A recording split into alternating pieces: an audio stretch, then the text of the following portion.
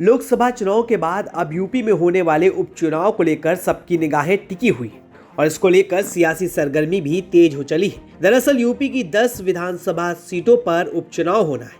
ऐसा इसलिए क्योंकि इसमें से 9 सीटों पर लोकसभा चुनाव लड़ने वाले कई सियासी दलों के विधायकों के सांसद बन जाने के बाद ये सीटें खाली हो गई, जबकि इसमें से एक विधानसभा सीट कानपुर की सीसामाऊ है, जहां के सपा विधायक इरफान सोलंकी के सजायाफ्ता होने के बाद उनकी विधानसभा सदस्यता रद्द होने के चलते खाली हो गई है। ये उपचुनाव साल 2027 में होने वाले विधानसभा चुनाव के लिहाज से काफी अहम माना जा रहा है। इस उपचुनाव पर सबकी निगाहें टिकी हुई हैं।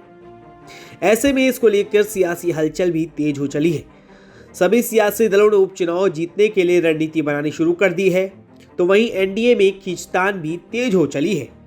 एक तरफ जहां भाजपा 10 में से 9 सीटों पर अपनी दावेदारी ठोक रही है, तो वहीं भाजपा के सहयोगी गठबंधन राष्ट्रीय लोकदल अपनी मीरापुर सीट के अलावा 2 अन्य सीटों पर दावेदारी करते हुए दिखाई दे रहा है। दरअसल आरएलडी के लोकसभा प्रत्याशी रहे चंदन चौहान के सांसद बनने के बाद मीरापुर विधानसभा सीट खाली हो गई है, जिसके चलते आरएलडी इस सीट पर अपना उम्मीदवार उतारेगी, लेकिन इसके बावजूद वो 2 अन्य सीटों की दावेदारी कर रही है। आरएलडी के राष्ट्रीय सचिव अनुपम मिश्रा ने कहा कि अलीगढ़ के खैर विधानसभा निर्वाचन क्षेत्र और गाजियाबाद सदर सीट पर उनकी पार्टी कैंडिडेट होने पर एनडीए की जीत की प्रबल संभावना है। दरअसल खैर जाट ब्राह्मण बहुल सीट है।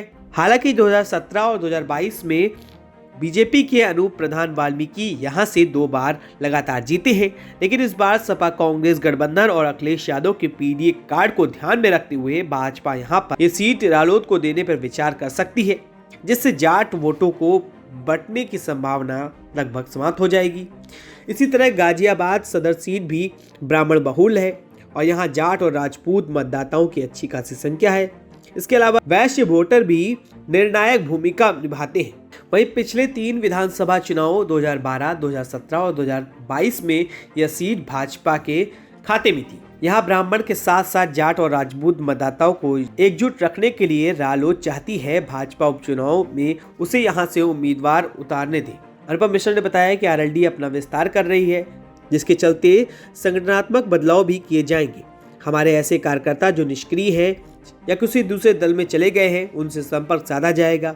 उनकी फिर से राष्ट्रीय लोकदल में वापसी कराने के पूरे प्रयास किए जाएंगे। इससे पार्टी को मजबूती मिलेगी।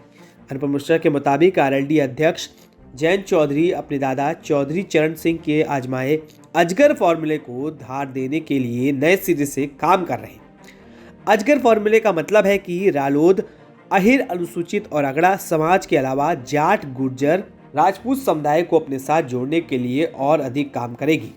आरएलडी के राष्ट्रीय सचिव अनुपम मिश्रा कहते हैं कि अजगर को साधने से पार्टी का राजनीतिक कद और बढ़ेगा। इससे एनडीए को और भी अतिरिक्त ऊर्जा मिलेगी। गौरतलब है कि जिन 10 विधानसभा सीटों पर उपचुनाव होना है, इसमें से 2022 के चुनाव में 5 सीटें सपा के खाते में थी, जबकि 3 सीटें बीजेपी और एक सीट उसके सहयोगी निषाद पार्टी और आरएलडी ने जीती थी। तो देखना होगा इन उपचुनाव में कौन बाजी मारता है। सबकी निगाहें बनी हुई हैं।